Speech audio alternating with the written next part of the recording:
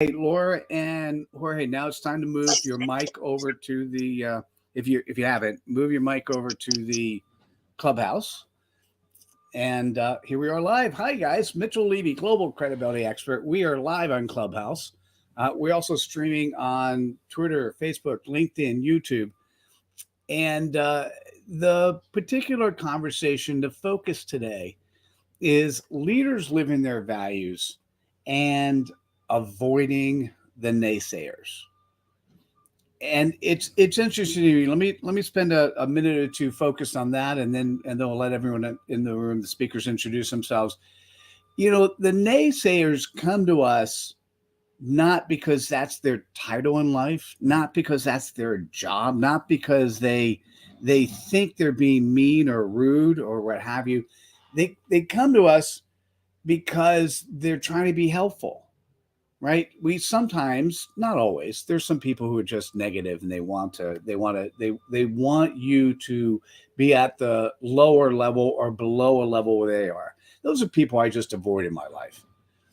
But a lot of the naysayers, and these are the ones so the people that I have in my life that I actually adore, that I actually love, sometimes they're naysayers, and it's a very indirect naysayer, right? I have a vision, I have a dream, and that dream, that what they want to do is they take that dream and they want to add value to it. And it's interesting because they're really using their heart to want to add value, to want to help me be better and to be bigger or bolder or different. But essentially what they're doing is they're feeding some marketing cookie cutter approach to my dream to change the vision of the dream. And I have to make decisions if I want to or not. But sometimes I may change the dream in such a way that although they're not a direct naysayer, they've derailed my dream. And so I don't know. I figured I'd kick that off as a start and say hello to Dr. Laura. Welcome. Good to see you here. Hi, I'm so excited. I have my iPhone. I have this on YouTube. On my phone, I have Clubhouse. On my screen, I have StreamYard. And my other screen, I have LinkedIn. And so I just kind of get on Facebook. This is so exciting. I don't know how to do Twitter yet. This is so exciting. So, you know what? Forget the naysayers. I'll tell you who's not a naysayer. Is that a double negative? Who is prop you up, propel, and promote your livelihood and just your well-being and feel good about yourself is Callie. And she's in the audience, and she's phenomenal. So I'm just putting that out to the universe because she is so supportive and helps me derail the naysayers. She's like, forget the naysayers. Well, she doesn't say it that way, but she's really cool. So nice. I'm here. I'm from Chicago, and thanks for having me. Callie, thanks for being here. And Jeremy, great to see you in the audience. If you have questions or want to come on as a speaker at some point in time, just let the folks in the room know, and we'll invite you up in. Alman, thank you. Jorge, I'd love it if you introduce yourself, and then we'll go over to our friend Raji Sethi. Okay, thank you very much for the invitation. It's as usual, every Saturday being in this meeting is fantastic to have the opportunity to talk about a subject that is related to leadership, and I really learn every time from all the people that we get together here. I am Jorge Zavala. I am from Mexico. I live in the Silicon Valley the last 19 years, and I love to do innovations. And when you say about these naysayers, I am concerned a little bit, because when you're an innovator, the first thing that you are used to is that the people reject you. The people, when you have a crazy idea, they say, what? You're crazy. That's never going to happen. That's not the way to go. And I am so used that the people say no to things that you develop this kind of capability to say, why not? What is the thing that you see that is wrong? Why do you expect that never is going to happen? And the best thing is when you have samples of things and you say, 3 years ago, we were chatting about these things, and you know that today is trend. Everybody's talking about that. Somebody needs to build the trends. Everybody, when you are in the marketing side, it's a lot of things that people say, what are the trends? And I ask how we build the trends. That is my take for today. Jorge, I love that. I think if we did nothing more and woke up in the morning and say, hey, what trend are we starting to build today? That'd be very motivational. I love that. Hey, Raji Sethi, welcome. I'm so happy you're here. I'm so glad to be here, Dr. Laura, Hore, and Ayman, Mitchell, everybody, good morning. I love this topic, that avoiding the naysayers. So my take on it is very simple. I don't avoid anyone until I hear what they have to say. And I always have one question, which is, tell me more. So the question, tell me more, reveals how much of the naysaying is coming from a mix of how much of intention, how much of ignorance, and how much of incompetence. So sometimes people have an opinion, but they will say it as if it's an advice. So the tell me more clearly reveals who they are, why they are saying what they are saying, and if there is anything that we can learn from them. So, and there's no way we can avoid them because they're springing out of everywhere. So the idea is to embrace them, but give them the weight that they deserve. Not give them anything more, but not give them anything less. I love the concept of looking for and creating conversations where people are at you know this, Rogers, where people actually say, tell me more. I'd love the audience to hear your CPOP as you start. I'll share mine a little bit because I'm in the midst of updating it, so I'm happy to share it. But Rogers, I share your CPOP all the time. You want to share it? First, thanks to you. Without you, this CPOP would not have been there. So I still remember the session. So my CPOP is simple. I serve people, game changers who are looking for an edge. I like how you added the word edge. I kept in because I liked edge because it's a single syllable, but Yes. the way I say it is game changers looking for their secret sauce. And that was what I was saying. And then some people said, but I'm just looking for an edge. I don't need a secret sauce. And I heard it several times. And I said, you know what? Edge is, like you said, it's shorter. And everybody wants an edge. That's interesting. I think, by the way, you did something fascinating for me. And I think, and I I think I might actually say your CPOP in the way that was CPOP for those who are listening, customer point of possibilities. It's very interesting because Rogers is a guy. I have to tell you, I part of being credible is being coachable. And so I did 500 interviews. I wrote a book. CPOP was called Customer Point of Pain. I did an exercise with Rashi, so we came up with his CPOP, and about a week later we get back on Zoom, and he goes, Mitchell, I don't care if you want to call it customer point of pain. For me, it's customer point of possibilities. Now, think about this. I'm a existing thought leader. I've interviewed 500 people. I've put a book out on the marketplace. I'm entrenched in the word customer point CPOP, meaning customer point of pain, and Rajesh goes and sort of changes my world. And I think if you remember, Raj, was like in seconds, I'm like, yeah, I think I'm going to use it too, right? And I instantly was able to change. I'm thinking I still like for you. I still like secret sauce, so I'm going to play with that when I start talking to other people. So thank you for that. That's interesting. I'm using it either way, depending on the mood on that day, Mitchell. And wherever it will start a conversation, because ultimately that's what you taught me, right? So basically, it's like a springboard for conversations. Like, what next? So if I feel that secret sauce is maybe too much, I'll say eggs.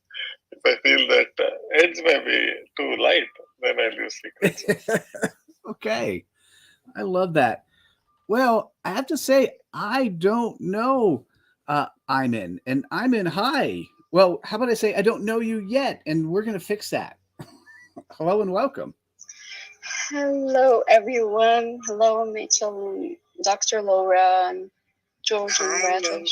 Hi, Peter. How are you doing? And hello for everyone in the listening lounge as well. This is Iman, and this is an Arabic name, Mitchell, and it means faith. Okay, this is how we pronounce my name. So, so it's fine. However you say it. Oh, You're welcome. So Eamon, right? Is that how to say it? Yes, Eamon. Okay, yeah, Eamon. And my friends call me Moni because Moni is a little easier for them to say. So, however you want it to say, it's fine. Okay, I know somehow sometimes the pronunciations got us confused to a point, and you know. For this very interesting topic that you have today, how you deal with naysayers and actually they are sort of a lot, guys. They are a lot when you have when you are a unique person, or when you are different in any single way. It's just you're gonna be surrounded with them, and let me explain why. From my point of view, it's because we judge people by our insecurities. Don't you ever think that it's about you? It's completely about them. And before I studied that, or I got to know that a piece of knowledge, it hurts me a lot that they devalue you, they trying to degrade you, try to discourage you, if I may say. And from my point of view, those questions were like, oh really, do you think you can do it? Is it the right time? Do you have time for that? I mean, they know what it's all about anyway. It's kind of, you know what? Do you think that I'm ignorant? I'm not. You're so old, like you're so dreamy, or people tend to judge you with their insecurities. If it's impossible for them, it's impossible for them, not for me. And how I respond, I really resonated with Rad's point of view. I'm kind of the people who tend to say, yeah, that's interesting. Tell me, why do you think it's impossible? Tell me more about that. Why do you think? Okay, is there any way you think that it's doable? With no offense, and believe me, it's it takes you from the point of anger that they don't understand you to the point of empathy, because you understand then where is the perspective that they are speaking from. And most probably it's their insecurities, it's their oncoming true dreams. But I try to be more positive with those people. I try to convince them somehow that they have a lot to give to the world. Why not? I turn the conversation into their advantage, not mine, because at that point you give them not just hope, you show them that you don't hate them for what they say about you, and that you see them as a valuable person, as someone who have something to give to this world, as love worthy, even if they don't love you. And it works a lot of the times. I agree. I think love is that universal formula that fixes everything. And if somebody is, and I'm summarizing what you said, if somebody is giving you, is naysaying you, they may be naysaying you because they're judging you based on their values. And sometimes if you don't accept the naysaying and follow the Raji's formula, like, tell me more, so you could really understand where they are, and you apply empathy and you apply love, they might see you differently. I think that's what I heard you say. Yeah. And you just not only that, you try to fix their insecurities in constructive way. You don't take it personally, because at the end of the day, it's not, this insecurity is not yours. It's theirs, and it comes out of something that hurts them. So I'm I love to see people heal and see and give hope, because this is what I wanted to myself. And if you wanted something so bad, you just give it. You will take it somehow. So many different ways and forms and shapes. It will come back somehow. But you just have to start, do the first step, however it is. No matter how big or small it is, it works, and it's valuable. This is me, Iman. I'm done speaking. Rachel, and back to you. Iman, thank you for that. I know your friends call you money, and I do, but I kind of like Iman. It's it's a really beautiful name, and particularly if I could say it properly. Yeah, that's right. This is the right pronunciation. Yes, it is. And you know what? We are in the Arabian culture. We believe that everyone of us has his own name for a purpose, and carries part of the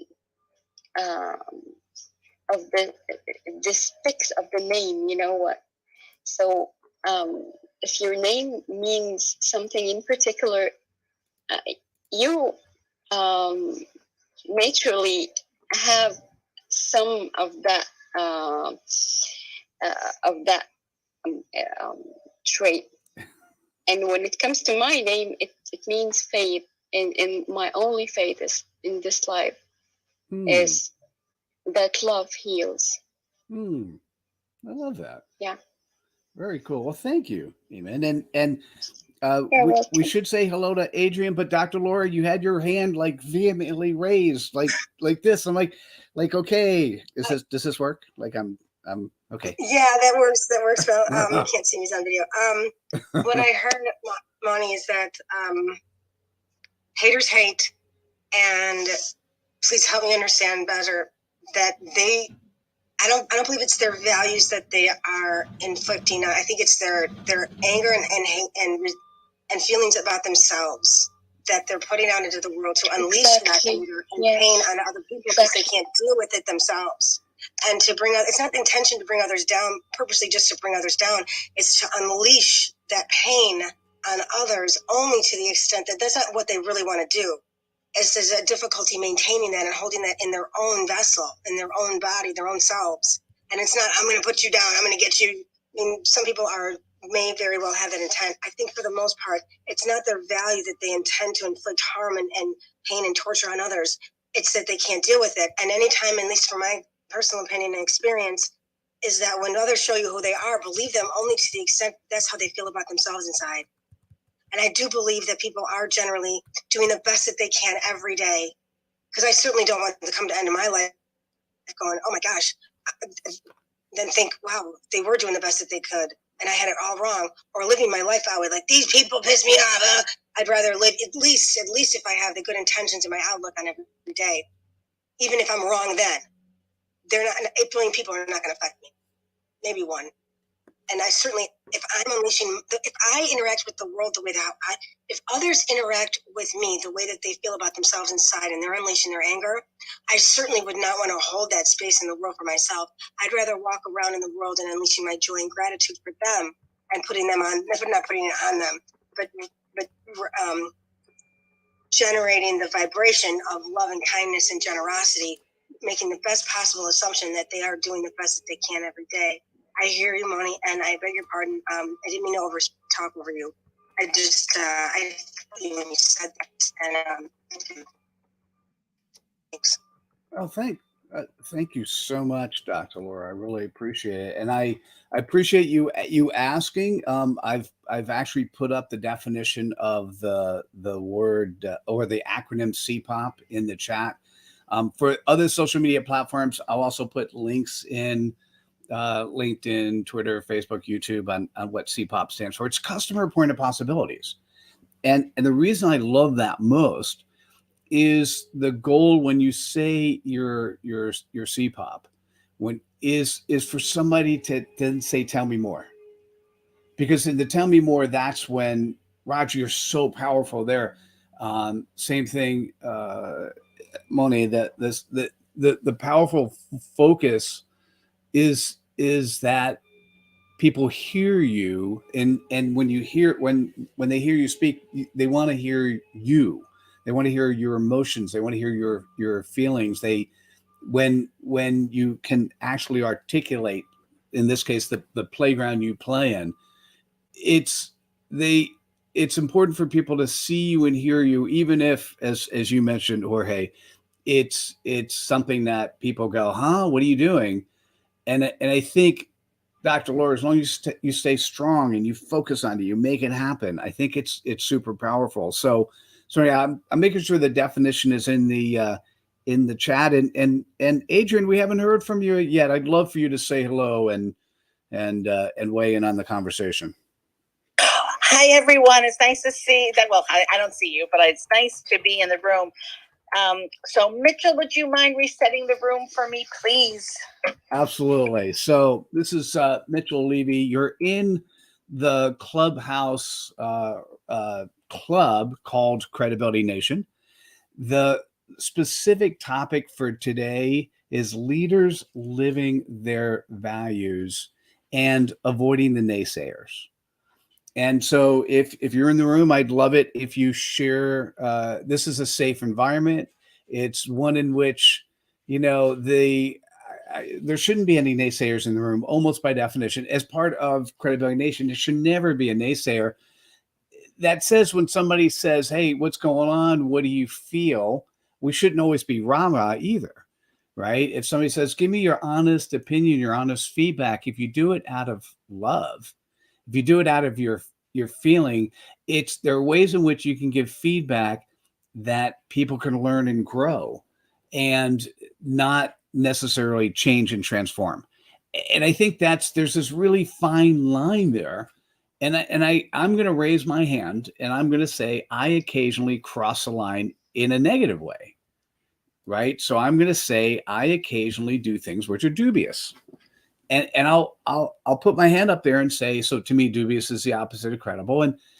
And what I'd like to be open with as much as possible is somebody looking at me say, do you know what you just said and how it affected me? And if that was not the intent, I'm going to sit back and I'm going to say, oh, I'm sorry, I didn't mean it. Hey, tell me more. And so it might have been, sometimes I'm not as coachable as I need to be. Right. And so being a naysayer, being negative because you're thrusting somebody else's opinion, to me, I don't believe that's the way to live. I think the way to live is to encourage people to be their best, encourage people to be able to, as Jorge would say, as Raj always does, Raj is still finding the secret sauce, but getting the edge, right? And so anyhow, I give me some additional thoughts. Where have you guys seen naysayers? Wait. Can I speak though? Oh my God! I'm so sorry. No. I got so lost. Yes, of course you can. Thank you. By the way, dubious Mitchell. Sorry. I love you, actually. Okay, so there's two things I want to say. One is, it's interesting. So when I was walking the dog last night, literally, there's two very sweet young men that were here from Utah that are on mission work, and as I was talking to them. I said to them, I have learned in my life not to try to change someone. Like, I definitely don't talk politics and I don't talk religion, but I also don't believe that, like my mom would say, leopard doesn't change its spot. So I don't know how much I would really ever get into a passionate argument in the thoughts that I could change someone's mind. But I was telling these two young, very sweet boys that I think what would lead someone to change is by being the role model. So I was asking them a little bit about what mission work included. And then I'm like, are you going to the food kitchens? What are you doing for the community? Because you probably are going to change and influence more by doing than by actually just asking, just by speaking. And we talk, I said, how do you handle the naysayers? So I find it's really a funny conversation because it just happened last night and it was a good conversation. But I also want to say, I'm sure there was a time in my life where I was, negative Nelly. And then there was a time, there's actually an article on me that I'm very positive, but I was Debbie Downer because when I was working with my brother, often he had surrounded himself with everyone that would say yes. And I do believe that you do have to have the oh gosh, what is it called now? Oh my God, there was a movie with Brad Pitt and he made it. And there's if you have 10 people around the room, you have to have one person that actually will be a little bit negative so that they can kind of bring up the what ifs, right? And I guess I found a World War Z. And I am that person sometimes that will be in a board meeting and everyone knows I'm very positive. And I understand that positivity sometimes has its own, it's not always great to be positive. Okay. And I'll share one quick story with you on that too. But the point is that sometimes you need people to think differently in order to get to the appropriate response. So when things are taking place and you're like, sometimes I'll look at something, I'll go, I bet you there was nobody saying, I think everyone around the room was telling this leader yes, and no one said no.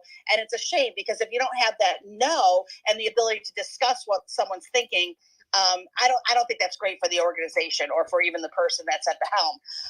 And then the other thing I just want to say really quickly is that I do have to realize that my being so positive and my liking everything is a negative. And I was just talking to Dr. Joey Mitchell, and we're so excited to have you on the show. And he said to me, well, Adrienne, I want your honest opinion. And please make sure, because I know you're so positive. And sometimes you'll just say, yes, that's fantastic. And so I've learned with Dr. Joey to try to temper that, oh my God, I love everything, or everything you do is great, because he wants real world, he wants real advice. So I think that you also have to know when you're talking to someone, when it makes sense to actually, that you're helping them by telling them what they may not want to hear actually will help them at the end. And so I'm able to successfully kind of look at both and make sure that I am doing what's needed and tempering my own, oh my God, I love everything, because that is also not the greatest way to be. So I think I'm almost conflicting in my conversation right now, but do you understand what I'm trying to say? You're so good, girl. You're good. You're so good. Okay, good. Then I am complete. Thank you. So Dr. Laura, I was going to say, Adrienne, you could summarize it since by the way, it was nice when you're speaking and you allow yourself to talk on both sides of the fence. So So Dr. Laura or Adrian, I'd love it if you summarize what Adrian just said. Well, I could summarize it, but I think I might be able to paraphrase it better. That if there's going to be truth. That if you're a true leader, you have to. If you're okay. Your conviction and convenience do not live on the same side of the street. Lisa Nichols. If you believe in something and you have values, you have to maintain those values regardless of the environment, regardless of the context. Now, granted, okay, I get it. The cognitive dissonance. I can give you an example specifically. It may be long-winded, so I'm not going to do that. But if you call me on it, I'll give you one. The thing about it is that when it's hard, true leaders, to build trust, especially with those of whom you're in charge, not that you're necessarily in charge, those with whom you are who are in your charge, that no matter what, you can ask and give that difficult feedback. Yeah, you may very well be an isolated entity. You may be because if you walk into and everybody's, oh yeah, this person's so great, yeah, and then the one time the CEO or whomever comes in and said, listen, I really want your feedback. I need your, and then the one time someone shows up and says, oh, you're fired. You asked for your feedback. So if someone asks for the hard feedback, be able to take it and then be able to give it. Because if you're false, if you're fake and you're not giving that hard feedback, and I'm not saying that brutal honesty, I'm talking about, and I hate that toxic positivity, Adrian. Oh God, everything's not hunky-dory all the time. Trust me, I'm like pretty positive, a lot more positive than I used to be. There's that tipping point. At the same time, if you're going to be true and you're going to be credible and you're going to maintain your integrity with authenticity, you got to be transparent about what your values are. And there's no going over to the other side of the street. You have to maintain with conviction. And it's going to be lonely. It can be very lonely, especially when you're working with or you're aligned with those who you've had those similar values with. If your values shift and you're maintaining an ethical code of conduct, I'm very strong about my opinion, my conviction regarding my own professional code of conduct. Do no harm, non-malfeasance. There is no, for the most part, I'd say 9 times out of 100, there is no wiggle room, because to build that trust, you have to be someone that people can rely on, that you have boundaries, you're authentic, and you're accountable, and you can take it and give it. And that's hard too, because it's, I really like you. You want to be liked, you want to be respected. That's like. That's a mic drop. Wait, I have to put in. There must be a GIF with a mic drop here, right? And I forgot, what part did I play in the entire situation? Yeah, I like it. Let's see. I'm looking for mic. Oh, here we go. A nice mic drop. There's a good mic drop GIF. Raj, let me get some thoughts from you on this. Yeah, there are so many of them. I enjoyed even Dr. Laura. Both of you said so many amazing things. I just made some notes, but also to add to some of those things that you said. I always think that, like Dr. Laura said, there are times when the person who is saying something is not right, or they may not have seen something. So how do we come across as giving the right feedback but not being a naysayer? It's a very, there's a thin line between that, because somebody else might say, see, he is a naysayer or she is a naysayer, when in fact we were trying to bring some light into an aspect that they have not seen it. So in my case, there are people who come and pitch startup ideas. Most of them are not good, but the way they pitch it will be something like this. Here is the app that I'm building. This is so exciting for me. I've been doing it for the last 8 months, and I made so much progress. I showed it to 9 other people before you. They all loved it. What do you think? You see the setup there? That they almost want me to say, hey, this is great. But in fact, it is not that great. So how do I come across as somebody who is giving them real stuff, but not as a naysayer? I have a simple technique. So first is to say something like this. I have been getting into some problems because I have a short circuit between my brain and my mouth. I say things and something. Wait. I just want to enjoy this for a second. a short circuit between your brain and your mouth. I just thought we'd sit back and let that sit for a second. Okay. And then I'll say something, and I usually upset people. But sometimes when the other person is super smart, it's generally okay. In this case, I think it's okay that I say something that's on my mind. And I pause for a little. Now it's an insurance policy. Whatever I say, they will rarely defend, because the moment they defend, the identity that I gave them, that they're super smart, is punctured. So they'll just say, tell me more. And now I got an idea. So I share what I say. And second thing, I also should be open to hear opinions and not treat them as naysayers when they say things that will shed some light on things that I have not seen. How do I set that stage? It's also very simple. Whenever I say something, I can say, even in this room, I can ask a question. This is what I'm thinking. What is that I should be seeing that I'm not able to see, so that I don't want blind spots? And then pause there. And then now there is a red carpet welcome for people to share anything they want without having to be worried and mislabeled as naysayers. How does that sound? It's interesting. I'm gonna say yes, and because I think, Rajesh, knowing you, I could see you asking those conversations when you're in a one-on-one room. So I'm going to say, let's just add one more element of context to that. When you're in a one-on-one room with anyone on this stage, or certainly, I'm just going to speak for me. If you were on a one room with me, you could say anything you want, anytime. I'm open. Whether it's something personal for you, personal for me, whatever it is, I want to hear it. I want to listen to it. I want to absorb it. If it's someplace I could add value, great. If it's something I'm doing that's bad, I don't know what bad means. So bad could be in your interpretation, right? So privately, the answer is yes. Now, publicly, that's where it gets interesting, because it's harder when you're in a group of people, and the interpretation of inviting someone to give their feedback. Sometimes people will give constructive feedback, which sounds negative, publicly, because they want to be heard as the person who is that person who stands out. Sometimes they'll be quiet, even though they may be the most powerful people in the room.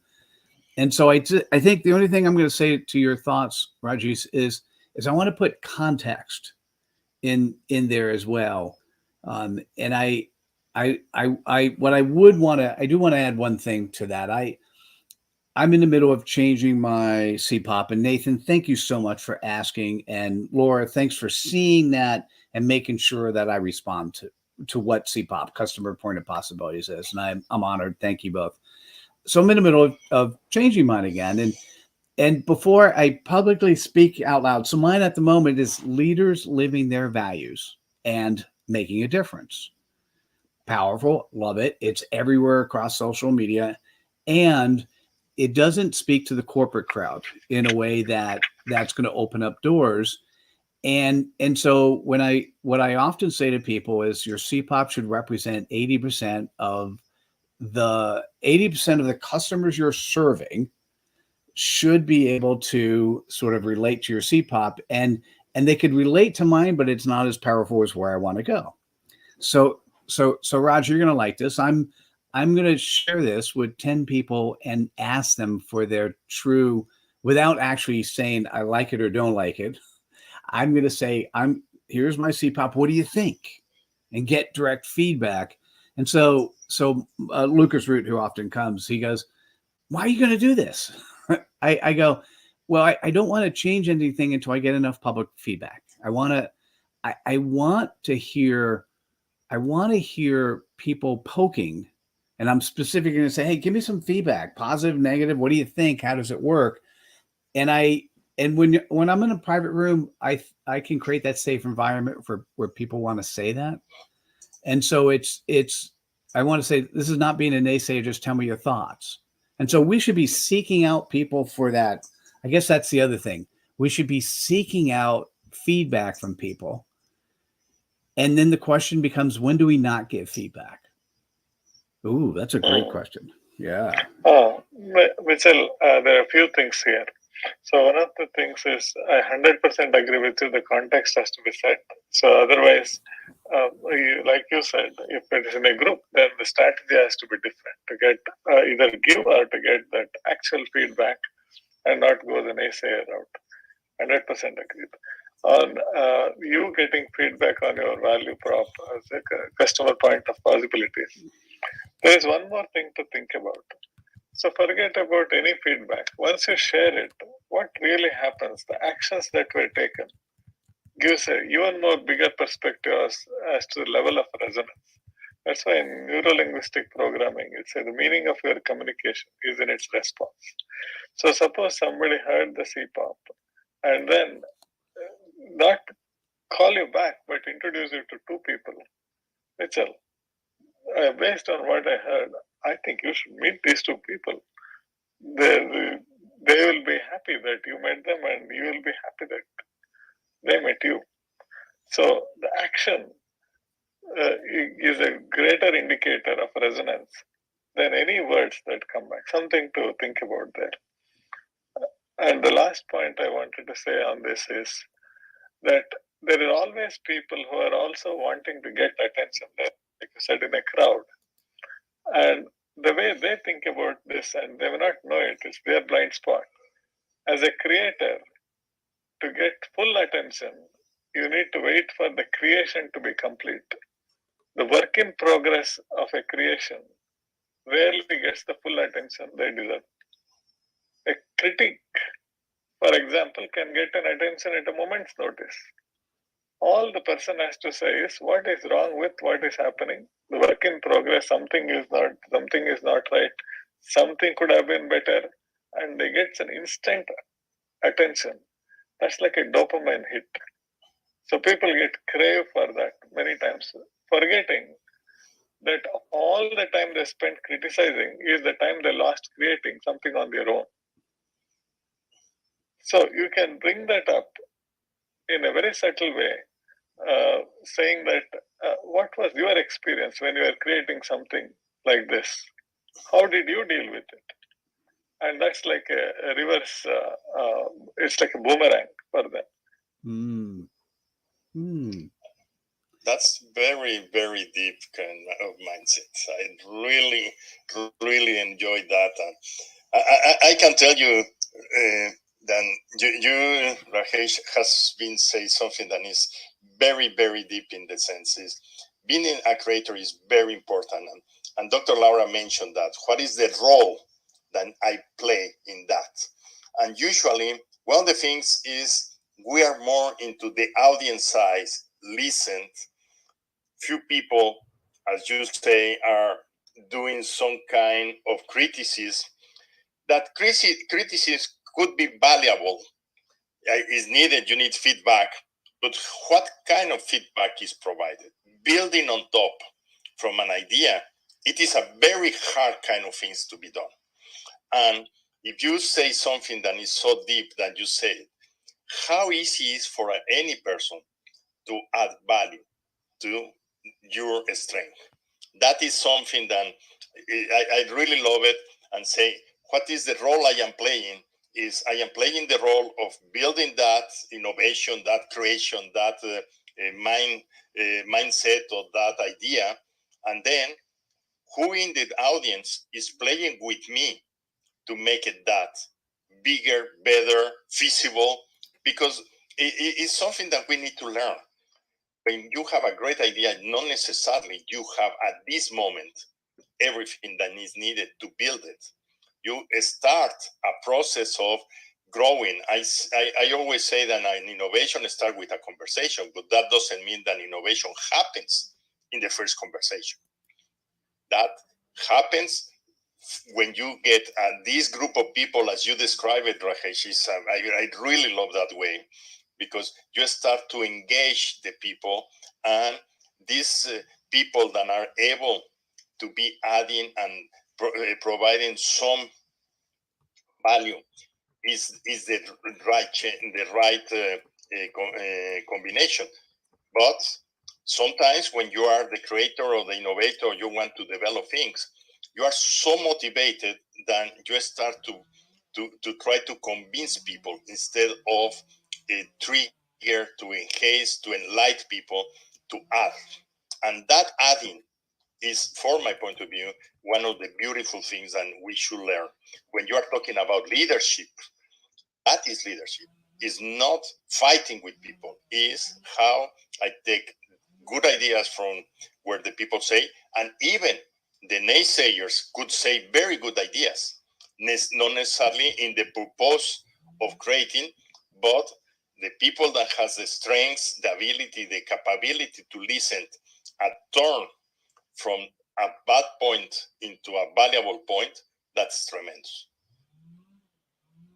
Actually, that was Dr. Laura. I'm going to, if you want to grab this, you can. I think on positive intelligence, one of the things that he mentioned was, and so if you wanted to talk, given that you're going through it, I can paraphrase what he said. It's the yes and, or I like what you said here. And do you want to take that to the add a little bit more, the PQ stuff? Yes. Okay. And what I heard, Mitchell, what you just indicated is, I want to clarify. Do you want me to summarize or my reflection on what Jorge just said? Because my mind was another place, to be completely transparent. No problem. About what I was typing. And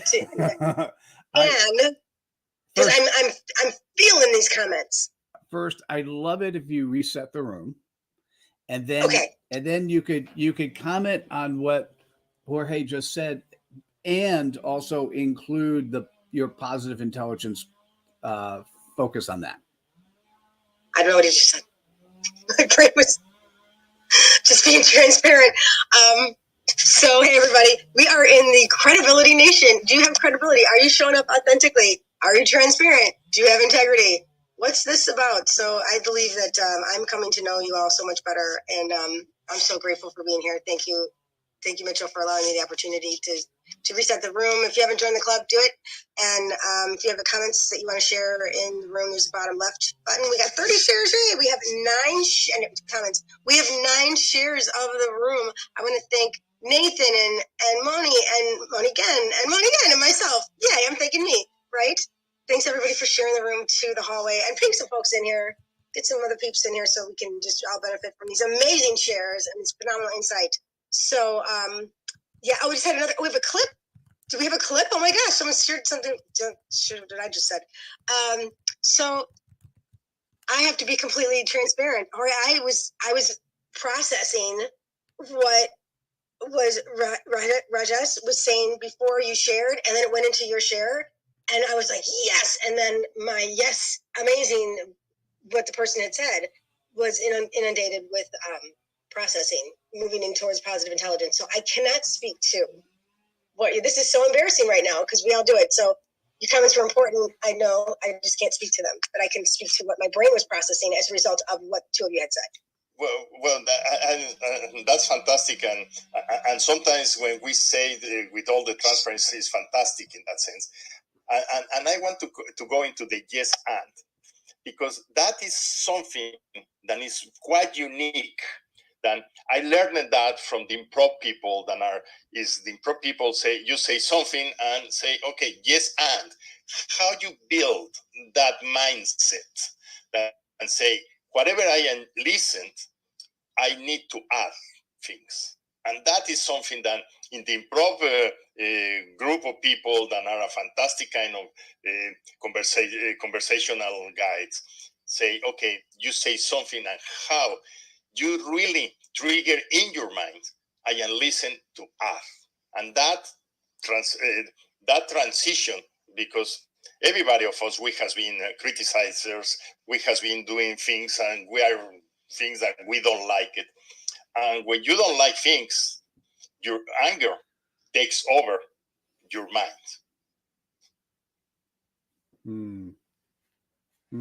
Yeah.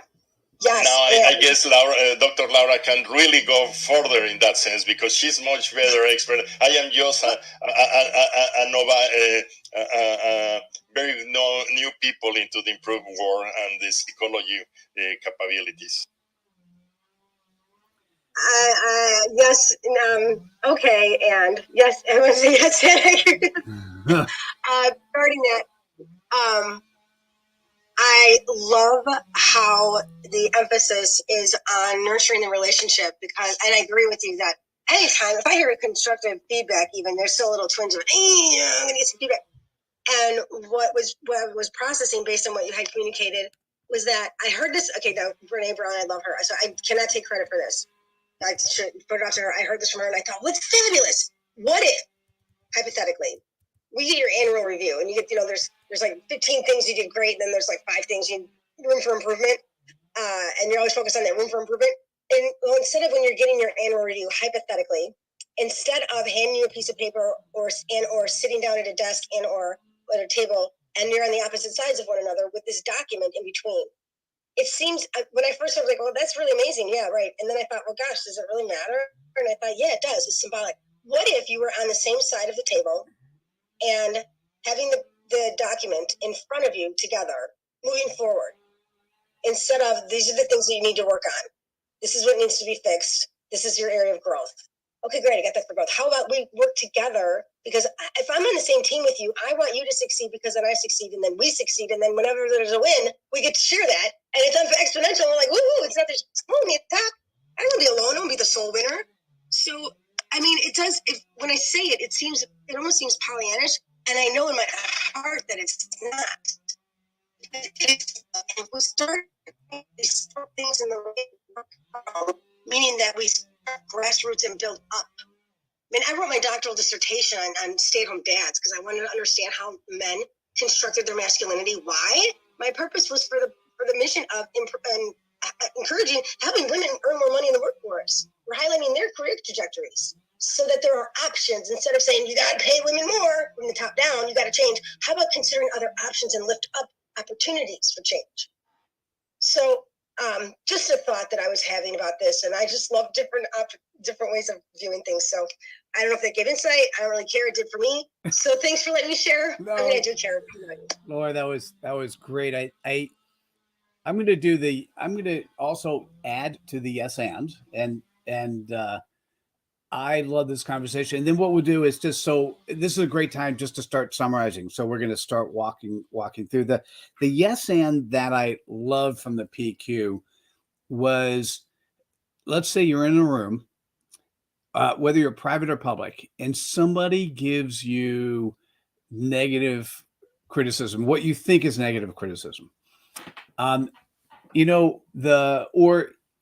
the way he did it was typically in focusing on the brainstorming. So when you're brainstorming, if somebody says something and you just don't necessarily agree, instead of saying, I don't agree, I don't like it, I don't feel that, what are you thinking? What you do is you pick that 10% of what they said that you thought was valuable, and you go, I like what you said about this right here, and I could see where it can go. Let's take that to it. Let's keep moving forward with that. And that was a variant of the yes and from improv, Jorge, that I found very fascinating. And it's a way to, I think you mentioned this, Dr. Laura, what's really fascinating, and Raj, you mentioned this as well. What's really fascinating is there are people who are just going to naysay you all the time. And here's the interesting part. Somewhere in the BS that they actually share, somewhere within that negative criticism is something really valuable, as a gem. And it's important to turn your mind into being able to listen for that gem, because you can add value to it. Yeah. You wanted to paraphrase that, Dr. Laura? Well, I think about it. I mean, every business, whenever they start, it's the birthplace of innovation and creativity. And when things aren't going the way that we need to, we have to have this innovation in order to change and to move with the culture and such. And it's like a power game that what PQ advocates is that there's this yes and the advocation, the impetus of, I should say, the motivation behind it is that for any new idea that you have. So anytime you have a new idea, Mitchell, even no matter how just obscure and no matter how frivolous or how odd it might seem, yes, and like what if like this curiosity, like, oh my gosh, and then what? And then what? And then what? And so even when you're coming up with a title for a room in Clubhouse, you just keep tweaking it. Oh, what about this? And then that. This, oh my gosh, I got chills just going down my legs. There's this like childlike curiosity about the possibility of what if. So, okay, so yes, and with that approach, every idea is appreciated rather than judged for the possibility of what it offers, not for what it detracts from and takes away. So, and as fast as you can, hypothetically, we can even do this now, because I can talk kind of fast, in rapid succession. And it can be played from both inside your own head, and I do it all the time, or in conjunction with another person. So I'll give you an example. Let's say you're brainstorming how to improve a guest experience in a hotel. And let's say Mitchell starts by saying, maybe we can play soothing music in the lobby. And Jorge says, yes, and what I love about that idea is it relaxes the guests. And then I could look back at aromatherapy research and I could say, oh, what I love about that idea is we could provide, I could provide the consultants, I could consult the scientific research, and maybe we could look into positive psychology research to improve the training of our greeting staff. I mean, it sounds obscure, but then we just keep building and building and building, no matter how obscure it might seem. And what I love about that is that regardless of how vehemently opposed you are in your person with someone's perspective, and this is another part of PQ, but I'm integrating it, yes, and I'm innovating and building together, there's got to be at least 10% of their perspective that's got to be right, because you can't always be 100% right. The fact that they showed up, and and what I say about that is, would I rather be right or want to be happy? And I don't just want to be happy. I'd rather get it right than be right. And if that means that I need to take a one down for a moment or forever, I'll do that. Because I'd rather have, and what I'd rather have is someone's, not just peace, but respect between the two, between myself and another, or the environment. Then I'm just going to be a people pleaser and be happy and just do whatever you want. Rather than just be right, and then no one wants to have anything to do with me because I'm like, it's got to be my way. So what I love about this is, Mitchell, is that you facilitated and created and facilitated an environment for us to explore these ideas. Thank you. Yeah, it looks very much to me like the champagne bubbles. Is the great ideas float in the champagne and goes up, and the ones don't care about that. They are going to die by themselves. There is one thing in anything in life, any rules, they have their limits. So where the S and has a limit is when somebody criticizes either the person or just the idea by saying something that was lame. And I stop there. And that's where you cannot say yes and, because that makes no sense. That is the time when there is a frontal combat will have to happen. Otherwise, we'll continue to foster the environment where people will just call something just because they don't have a point of view, real point of view, but they'll just, whatever you express is wrong. That's wrong. I don't feel good about it. It doesn't gel with me.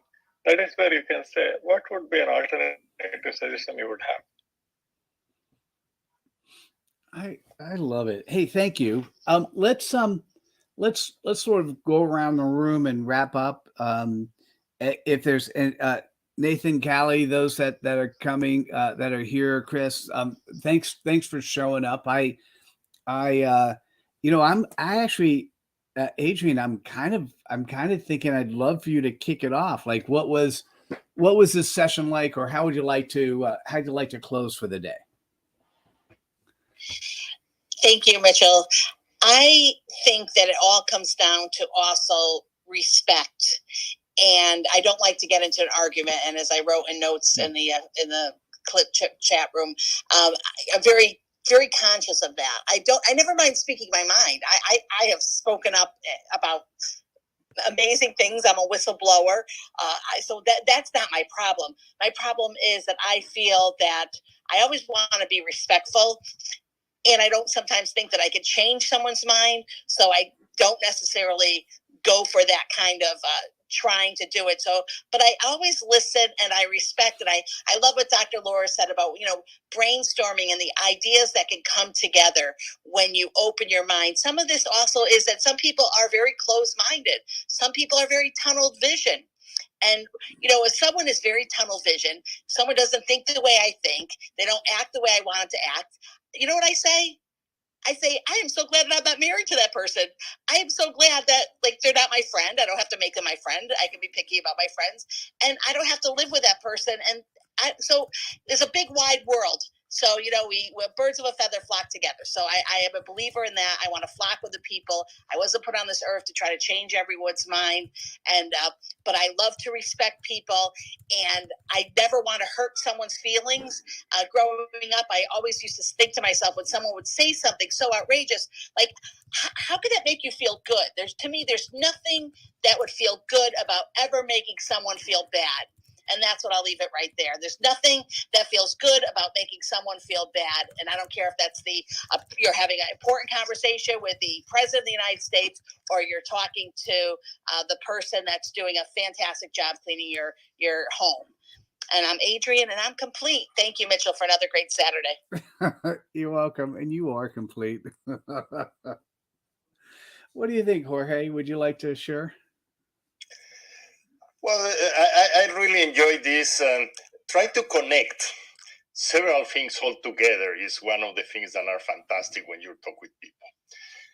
I have heard about this yes ands a lot of times, but every time that I listen that, for me is a new listen, a new learning, a new experience, because I never make it that part of my things.